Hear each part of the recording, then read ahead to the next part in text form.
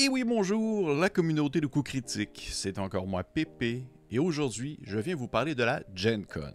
La Gen Con, en fait, c'est un des plus importants festivals de jeux d'Amérique du Nord. Ça a été créé en 1968 par M. Gary Gygax en personne, le papa de D&D. Et à chaque année, il y a des nouvelles découvertes ou des nouvelles présentations exclusives qui sont affichées au public. J'aimerais bien pouvoir y aller, moi, un jour à la Gen Con. Sait-on jamais, mais ce n'est pas encore le cas. Je suis encore dans ma petite province québécoise. Malgré tout, j'ai fait un peu de place, en fait, dans mon calendrier de publication, parce que c'était pas du tout cette vidéo-là que j'étais supposé faire. J'étais supposé faire absolument quelque chose d'autre pour, en fait, vous présenter quelques annonces qui ont été faites lors de la Gen Con pour l'édition 2024 qui s'est déroulée du 1er au 4 août inclusivement.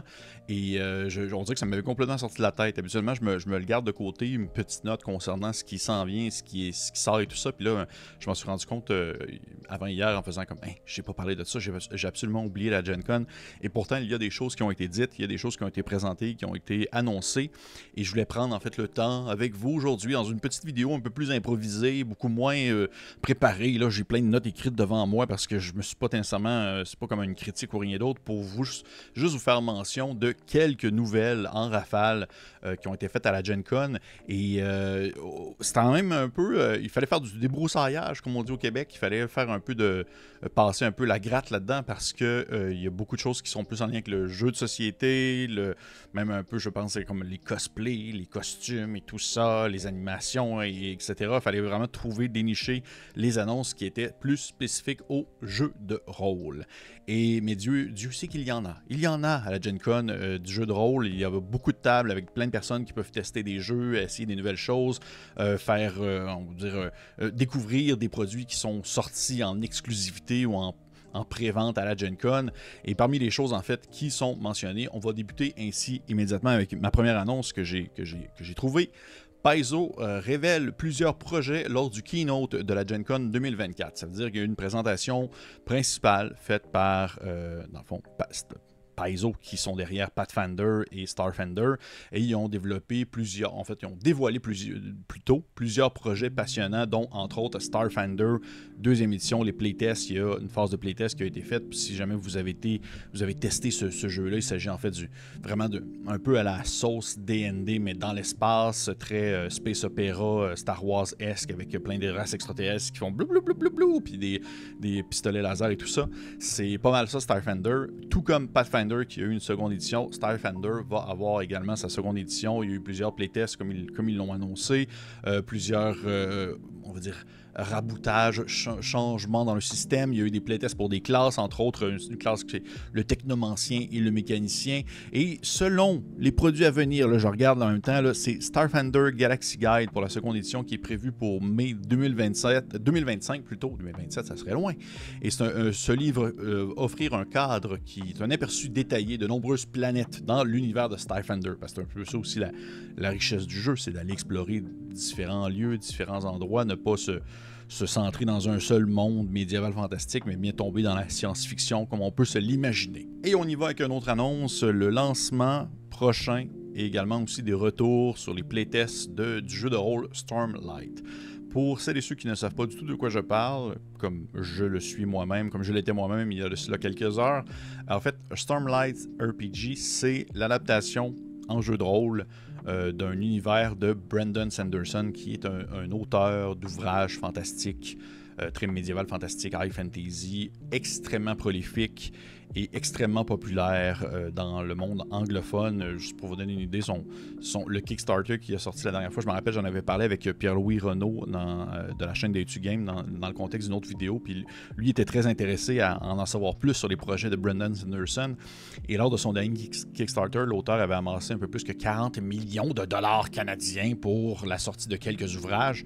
Il paraît que c'est immense, il paraît que c'est gigantesque, il paraît que c'est un univers foisonnant, très riche, qui va justement être maintenant émulé dans le jeu de rôle de Stormlight RPG qui va sortir, il me semble, j'ai les dates devant moi, le 6 août 2024. Le Kickstarter pour le jeu de rôle sera lancé Il garde encore plusieurs choses secrètes, mais si vous étiez présent lors de la Gen Con, vous avez eu la possibilité en fait de faire quelques petits playtests, de voir un peu sur quoi tournent les mécaniques, parce qu'il ne s'agit pas en fait d'un remoulage de la 5e édition, loin de là.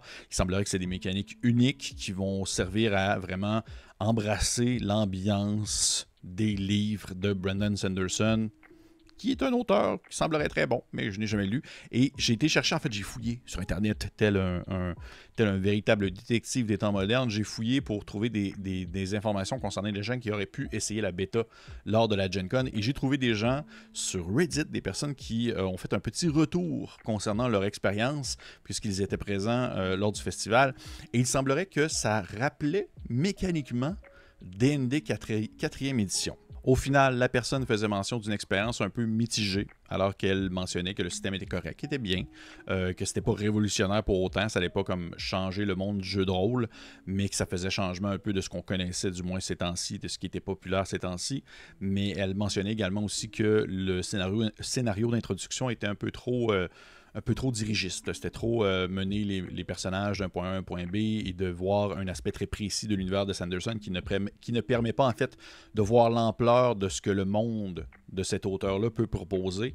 Je peux comprendre d'un côté, parce que ça reste une aventure d'introduction, mais tout de même, j'ai hâte de voir comment est-ce qu'ils vont peaufiner ça. Ça demeure un playtest. Le Kickstarter n'est pas encore lancé au moment où j'enregistre cette vidéo. C'est le 6 août, donc c'est possible que lorsque vous allez écouter cette vidéo, le Kickstarter va être lancé. C'est sûr que je vais mettre le lien dans la description de cette vidéo.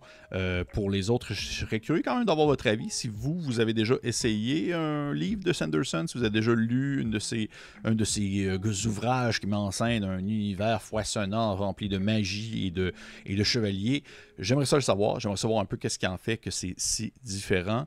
Mais pour ça, pour l'instant, pour moi, ça ne me titille pas plus que ça. Reste à voir qu'est-ce que ça va donner au final. Prochaine actualité, Cubicle 7 a annoncé la sortie du jeu de rôle de Talisman Adventure. Talisman Adventure qui est à la base un jeu de plateau et qui en est à plusieurs éditions. Je pense que c'est la 5e présentement qui est disponible en ligne.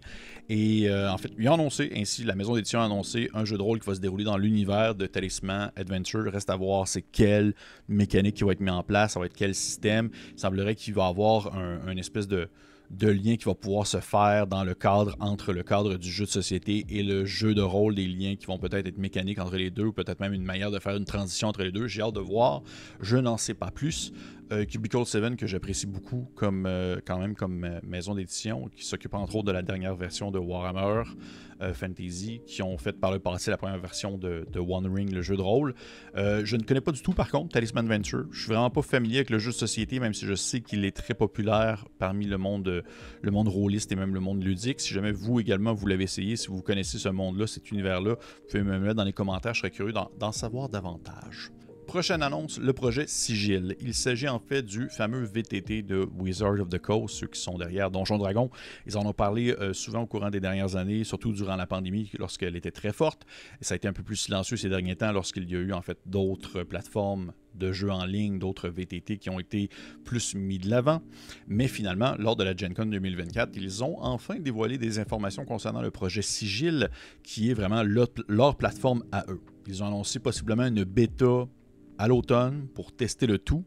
Et il semblerait que ça va être une espèce de mélange entre environnement 3D à la Baldur's Gate 3, où ils font référence parce qu'ils savent que c'est immensément populaire, et les fonctionnalités de D&D Beyond. Donc l'utilisation de feuilles de personnages interactives, des capacités cliquables et autre chose en plus.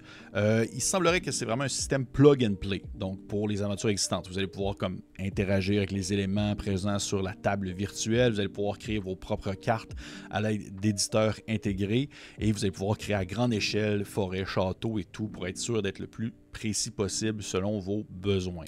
Comment placer des torches, aller placer des torches à des endroits pour faire un effet de lumière. Il y a quelques visuels qui sont ressortis justement avec l'utilisation des personnages emblématiques du jeu de Baldur's Gate 3 et j'ai hâte de voir. Pour ma part, pas je m'en contrefous, c'est pas vrai.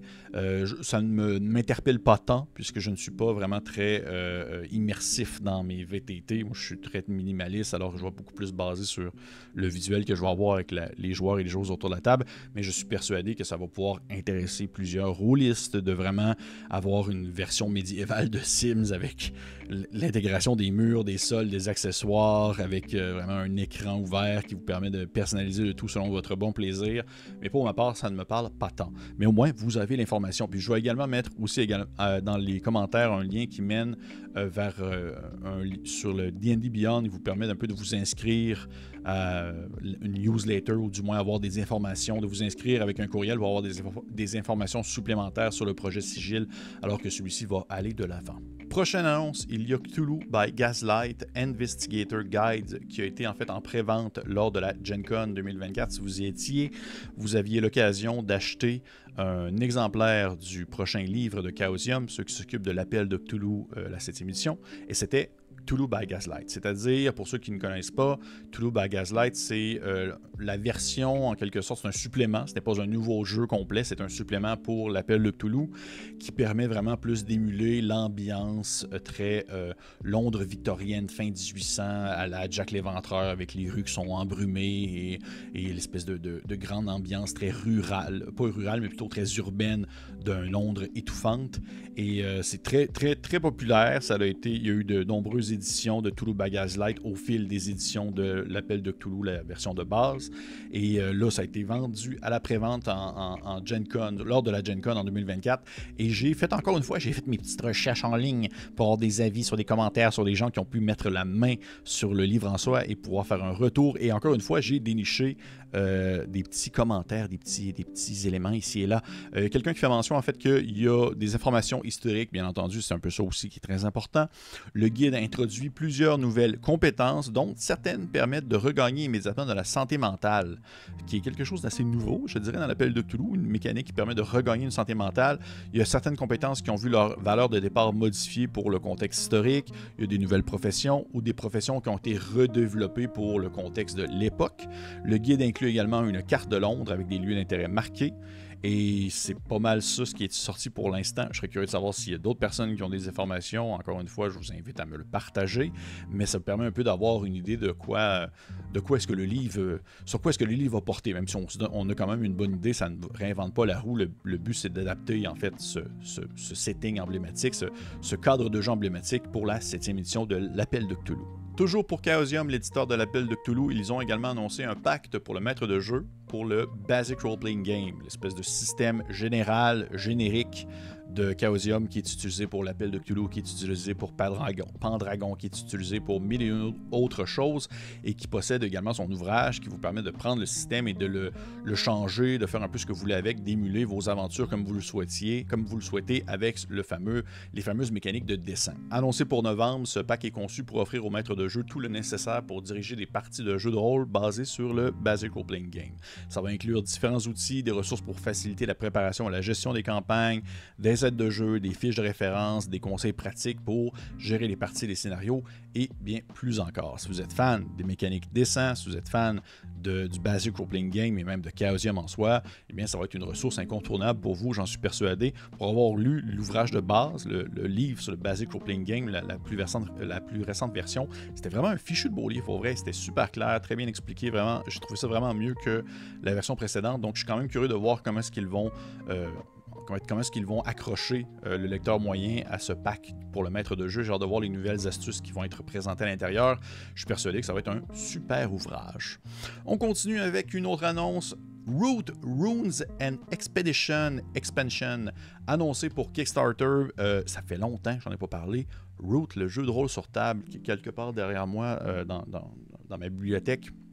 Un jeu de rôle qui est une adaptation du jeu de société, l'espèce de jeu de figurines de guerre où vous allez devoir incarner des êtres de la forêt, des petits animaux qui se battent entre eux pour le contrôle des clairières. Et on avait fait quelques parties, j'en ai fait quelques parties sur la chaîne avec les amis de chez Etu Game, quelques one-shots sur notre chaîne aussi. Dans cette expansion, on va trouver des nouvelles règles en lien avec 2 factions supplémentaires. Il va y avoir des nouvelles compétences pour les armes, des nouvelles compétences pour la réputation, les motivations, les connexions entre les personnages. Il va y avoir également des nouvelles étiquettes d'équipement pour les objets, pour les armes. Il va y avoir une règle pour les ruines, générer aléatoirement des ruines, qu'est-ce qu'elles sont, d'où est-ce qu'elles proviennent, qu'est-ce qu'on peut y trouver. Il va y avoir des nouvelles règles pour des artefacts, des objets qui proviennent du passé. Il va y avoir des nouveaux profils, en fait des nouveaux stats blocks en quelque sorte, des nouvelles caractéristiques pour des créatures, des vilains, tout ça, et des nouvelles clairières préfabriquées, donc des nouveaux lieux, si on veut, de jeu en soi. Ça va être sur Kickstarter éventuellement. Je ne sais pas si j'ai la date, peut-être. Si je l'ai, je vais également la mentionner dans la description de la vidéo. Pour ma part, je suis quand même curieux. Je suis très curieux. J'aime beaucoup Root, le jeu de rôle, bien que c'est quand même un peu plus crunchy que le PBTA moyen. J'aime le contexte de jeu, j'aime l'espèce l'ambiance qui ressort, très violent, mais en même temps bon enfant. Et je suis assurément être de la partie pour une expansion. Je suis quand même assez vendu. Et on y va finalement avec une dernière annonce qui est possiblement, je crois, la plus grosse annonce, ou du moins celle qui a fait le plus couler d'encre sur les réseaux sociaux, parce que je n'ai pas eu besoin de la chercher, celle-ci. L'annonce est venue directement à moi. Il y a une nouvelle édition d'Alien, le jeu de rôle sur table qui a été annoncé par la Free League. C'est vraiment un drôle d'addon, alors que nous partageons actuellement, au moment où cette vidéo est publiée, nous partageons notre mini-campagne Au cœur des ténèbres qui utilise la première édition. Au menu, ils annoncent, entre autres, un nouveau livre de règles avec une mise à jour du système. Le tout est supposé être rétro-compatible. J'ai hâte de voir. Ils annoncent une nouvelle boîte de démarrage avec un nouveau scénario d'introduction, le Rapture Protocol. Ils annoncent une gamme de figurines qui va accompagner la boîte de démarrage, les figurines dans le jeu d'Alien. Et justement, bien, cette version, contrairement à la première, va passer par le financement participatif. Comme j'ai mentionné, les réactions sont mitigées. Il y a des gens qui sont pas trop sûrs, des gens qui trouvent que c'est très tôt pour annoncer une nouvelle édition, alors que la première mouture du jeu, la première édition, date de 2019, il me semble. Pour ma part, je suis un peu entre deux chaises. Je ne sais pas trop quoi penser. J'ai hâte de voir. J'ai hâte de voir. Dans mon opinion personnelle sur la chose est que si la nouvelle édition est entièrement rétrocompatible, que les changements sont mineurs et que c'est surtout une manière d'éclaircir le tout, d'avoir quelques errata et tout ça, et que les livres qui sortent par la suite ne sont pas une réimpression des livres déjà sortis présentement, tu sais, les livres de campagne, le livre des Marines, pour moi, je vais être vendu. Toutefois, si c'est les mêmes contenus, les mêmes produits qui ressortent, mais avec les nouvelles versions, avec les nouvelles règles plutôt, je vais être plutôt mitigé et je ne saurais pas trop quoi faire de cette annonce-là. Mais pour l'instant, on n'en sait pas plus, sinon que ça a été annoncé à la Gen Con. Et c'est ce qui conclut cette vidéo sur la Gen Con 2024. Je serais curieux de savoir, vous, est-ce qu'il y a des annonces ou des dévoilements qui vous ont marqué? Est-ce qu'il y a des dévoilements qui vous ont déçu? Est-ce que vous êtes allé à la Gen Con 2024? Est-ce que vous aimeriez ça y aller ou vous vous en foutez complètement?